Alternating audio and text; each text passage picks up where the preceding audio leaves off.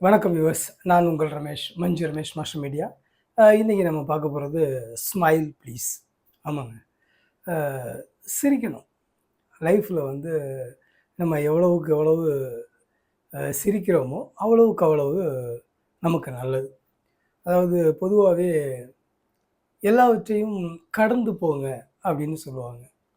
என்ன கேட்டா, கடந்து போறத விட வாழ்ந்து போறது தான் சிறப்பு. அ நெறைய விஷயங்களுக்காக வேண்டி நாம வந்து நம்மள வந்து அப்படியே என்ன பண்றது? அப்படி இப்படின்னு சொல்லி ஒரு கம்ப்ரஸ்க்குள்ளால ஆக்கிக்கிறோம். பொதுவா அது தேவையில்ல அப்படிங்கிறது தான் என்னுடைய கருத்து. இது என்னுடைய கருத்து மட்டும் இல்லங்க. நான் சொன்னது மாதிரி வாழ்க்கைய கடந்து போகாம, வாழ்ந்து போனவங்களுடைய கருத்தும் அதுதான். அதனால நம்ம ரொம்ப கம்ப்ரஸ் எல்லாம் ஆக வேண்டிய அவசியமே கிடையாது. ஏன்னா, இன்னைக்கு வந்து மிகப்பெரிய சாதனையாளர்களும் கூட அ இதே மண்ணுக்கு தான் உரமாயிருக்காங்க. அதே மாதிரி வாழ்க்கையில எதையுமே சாதிக்கல, ஒண்ணுமே இல்ல அப்படிங்கிறவங்களும் இதே மண்ணுக்கு தான் உரமாயிருக்காங்க. அத தாண்டி எங்கேயுமே போனதில்ல. ஸோ, இதிலிருந்து நமக்கு என்ன தெரியுதுன்னா, வாழ்க்கை வந்து ரொம்ப சிம்பிளான ஒரு விஷயம். அந்த ரொம்ப சிம்பிளான ஒரு விஷயத்த நம்மள்ல நெறைய பேர் வந்து மிகப்பெரிய அச்சீவ்மெண்ட்டா நெனச்சு, அப்படியே தாம் தூம்னு அதுக்கு பின்னாடி ஓடி, ஆடி, தன்னையே இழந்து, அப்படியே காணாம போறது. இத பத்தி தான் நம்ம இன்னைக்கு பேசப் போறோம். தொடர்ந்து பேசுவோம். Smile please. Smile please. இந்த நிகழ்ச்சியில முதல்ல நம்ம பார்க்க போறது என்னன்னு கேட்டீங்கன்னா, ஒரு அரசன். அ கிட்டத்தட்ட ஒரு குறுநில மன்னர்கள்னு சொல்லுவாங்க இல்லையா? அந்த காலத்துல. அ இப்ப நம்ம மாநில முதல்வர்கள்லாம் இருக்காங்க இல்லையா? அந்த மாதிரி ஒரு குறுநில மன்னர். பார்த்தீங்கன்னா, இவரு நியாயமான ஒரு ஆட்சிய தான் மக்களுக்கு குடுத்துட்டு இருக்கிறாரு. இருந்தாலும் இவருக்கு பர்சனலா கொஞ்சம் நெறைய மன சுமைகள் அவருக்கு இருக்கு. கவலைகள். இதனால இந்த மனிதர் என்னன்னா, இந்த சிரிக்கிறதையே அவரு இழந்துட்டாரு அப்படிங்கிற மாரி ஒரு நெலைம தான். நம்மள்லயே சிலர பார்த்துருப்பீங்க. எப்பவுமே உர்ருன்னு அப்படியே இருப்பாங்க. ஏதாவது பேசணும்னா கூட அப்படியே ரொம்ப ஸ்ட்ரிக்ட்டா அப்படியே பேசுவாங்க. அ அவங்க சிரிக்கிறது ரொம்ப அபூர்வமா இருக்கும். கிட்டத்தட்ட வந்து அவங்கள சிரிக்க வைக்கணும்னா, நம்ம சந்தானம், அப்புறம் மறைந்த விவேக், அதுவும் மறைந்த நடிகர்கள், ப்ளஸ் இன்னைக்கு நெறைய காமெடி ஆக்டர்ஸ் நெறைய பேர் இருக்காங்க. அ அவங்கலாம் சேர்ந்து வந்து எய்த்தாப்புல நின்னு கிச்சு கிச்சு மூட்டுனா தான் சிரிப்பாங்க போல இருக்கு. அந்த மாரி ஆட்கள் எல்லாம் நானும் கூட பார்த்துருக்கிறேன். எனக்கு மனசுக்குள்ள கொஞ்சம் வருத்தமா தான் இருக்கும். என்னுடைய நண்பர்கள் எப்பவுமே என்கிட்ட சொல்ற விஷயம் என்னன்னா, "என்னங்க எப்பவுமே அப்படியே ஒரு ஸ்மைலி அந்த ஃபேஸ் கட்டோடயே இருக்கிறீங்களே" அப்படின்னு. அதுக்காக நமக்கு வந்து கவலையே இல்ல அப்படின்லாம் நினைக்க வேண்டாம். அ கவலை இல்லாத மனிதர்களே இங்க கிடையாதுங்க. அதாவது வாழ்க்கையில வந்து ஒன் ஆஃப் த பார்ட் அது.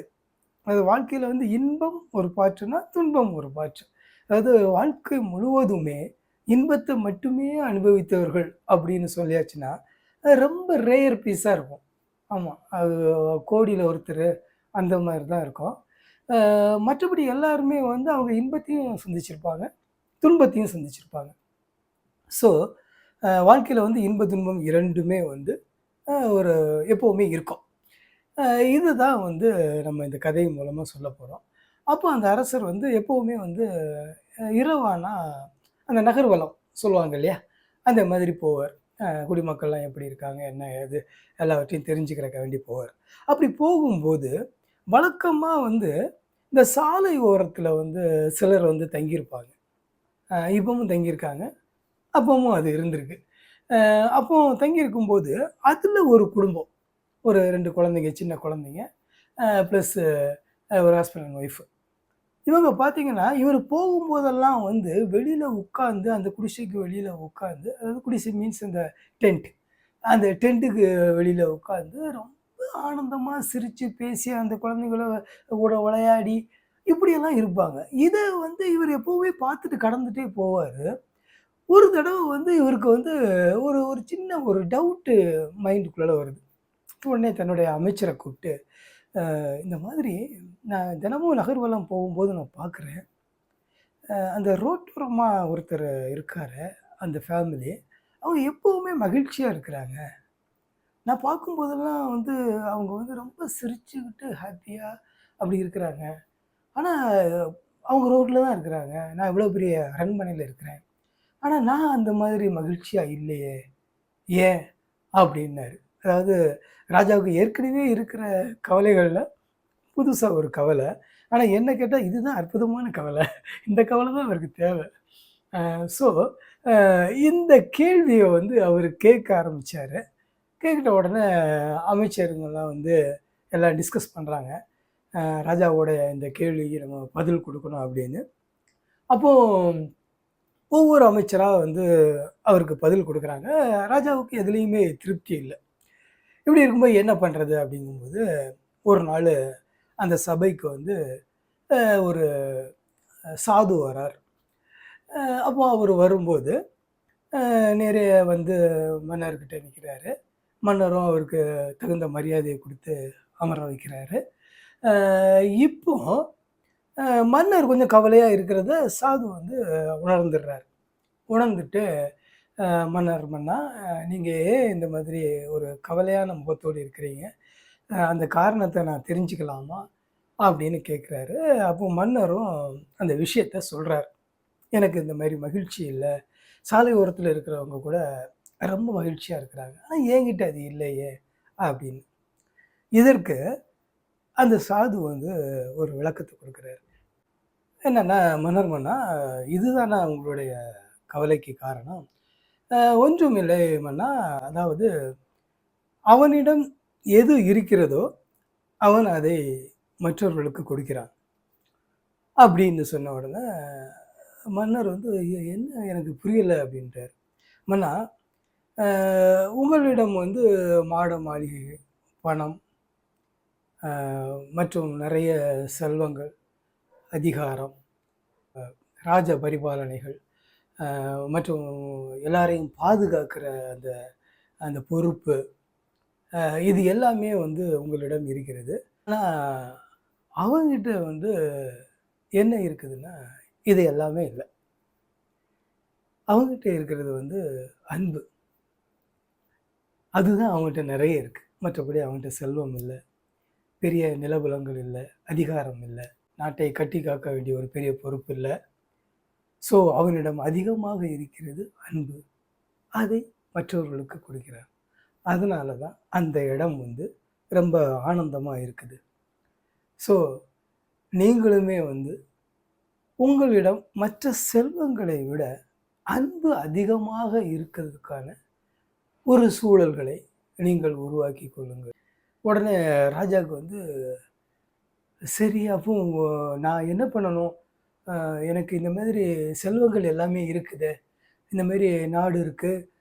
இந்த மாரி வளங்கள் எல்லாமே இருக்கு. மக்களை காப்பாற்ற வேண்டிய பொறுப்பு இருக்கு. இது எல்லாமே இருக்கு. அப்ப இத எப்படி நான் வந்து விட்டுட்டு அன்பை மட்டுமே நான் பரிபாலனை செய்ய முடியும்? பகிர்ந்துக்க முடியும்? அப்படின்ன உடனே, உடனே ராஜசபையே வந்து அப்படியே சூடாவுது. ஏன்னா, ராஜா கேட்கிறதும் ஒரு நியாயமான விஷயம். அவகிட்ட ரோட்டோரமா இருக்கக்கூடியவன்ட்ட எதுவுமே இல்ல. அன்பு மட்டும் இருக்கு. அன்ப வாரி வழங்குறார். Right okay. இவர்கிட்ட எல்லாமே இருக்கு. இந்த பொறுப்புகள எல்லாம் எப்படி நான் தட்டி கழிச்சுட்டு, நான் வந்து அன்ப மட்டுமே தூக்கி எல்லாருக்கும் சர்வ் பண்ண முடியும், கொடுக்க முடியும். அப்படின்னு சொல்லி அவரு கேட்கிறது நியாயமான கேள்வி. இப்போது அரச சபையே உன்னிப்பாக இருக்கிறது. இப்போ வந்து சற்றும் யோசிக்காம நம்ம சாது வந்து அந்த புன்னகையோடையே பதிலளிக்கிறார். மன்னா, முதலில் இது எல்லாமே உங்களுடையது இல்லை என்ற மனநிலையை நீங்கள் வளர்த்துக் கொள்ளுங்கள். இந்த நிலங்கள், இந்த அரசாட்சி, இந்த மாட மாளிகை, செல்வம் இது எல்லாமே நீங்கள் கொண்டு வந்ததா? என்று கேட்கிறார். ராஜா ஒரு நிமிடம் ஆடிப் போகிறார். சபையே அப்படியே ஆடிப் போகிறது. இல்லவே இல்லை. எல்லாமே இங்கு உங்களுக்கு கொடுக்கப்பட்டது. அப்படி என்றால் இது எப்படி உங்களுடையதாகும்? கண்டிப்பாக இது உங்களுடையது இல்லை. உங்களுடன் இருக்கிறது நீங்கள் மட்டும்தான். அப்போ அந்த பேரன்பு மட்டும்தான் நீங்கள். பாக்கி எல்லாமே மற்றவர்களுடையது. மற்றவர்களால் கொடுக்கப்பட்டது. இதை எப்படி உங்களுடையது என்று நீங்கள் சொந்தம் கொண்டாடி அந்த சுமையை எதற்காக நீங்கள் சுமக்கிறீர்கள்? எப்போதுமே இது மற்றவர்களுடையது, அவர்களுக்கானது. நாம் அவர்களுக்கு சேவை செய்வதற்கு மட்டுமே இருக்கிறோம் என்ற எண்ணத்தை நீங்கள் மனதில் வளர்த்து கொண்டால், அன்பை மட்டுமே பிரதானப்படுத்தி உங்களால் வாழ முடியும்.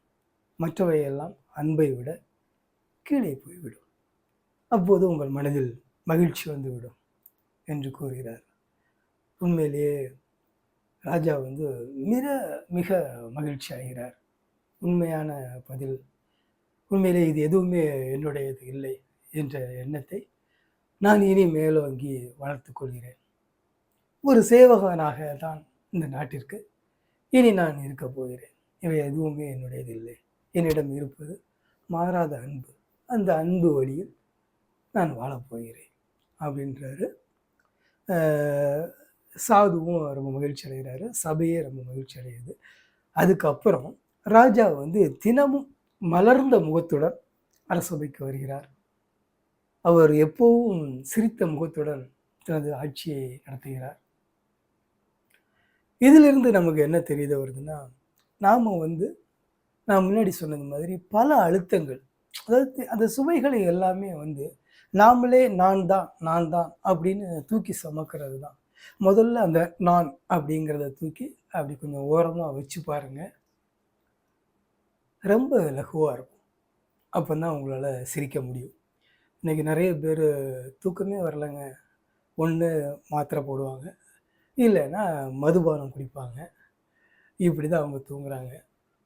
அது எல்லாமே இல்லாமல் அப்படி ஒரு தூக்கம் வரணும்னா முதல்ல இந்த நான் அப்படிங்கிறத தூக்கி வெளியில் வச்சுக்கிட்டு நீங்கள் உங்களை ரொம்ப வெரி சிம்பிள் மேன் அப்படிங்கிற மாதிரி உணர்ந்தீங்கன்னா உங்கள்கிட்ட அன்பு தான் அதிகமாக இருக்கும். வேறு எல்லாமே இருக்காது. நன்றி. அடுத்தது மீண்டும் ஸ்மைல் ப்ளீஸ் நிகழ்ச்சியில் மற்றொரு கதையுடன் உங்களை சந்திக்கிறேன். நன்றி, வணக்கம். தொடர்ந்து என்னுடைய சேனலுக்கு ஆதரவு கொடுத்து வருவதற்கு நன்றி. என்னோடய சேனலை நீங்கள் பார்க்குறீங்கன்னா, புதியவராக இருந்தால் எனக்கு சேனல் சப்ஸ்கிரைப் பண்ணுங்கள், எனக்கு ஆதரவு கொடுங்க, லைக் பண்ணுங்கள். நன்றி.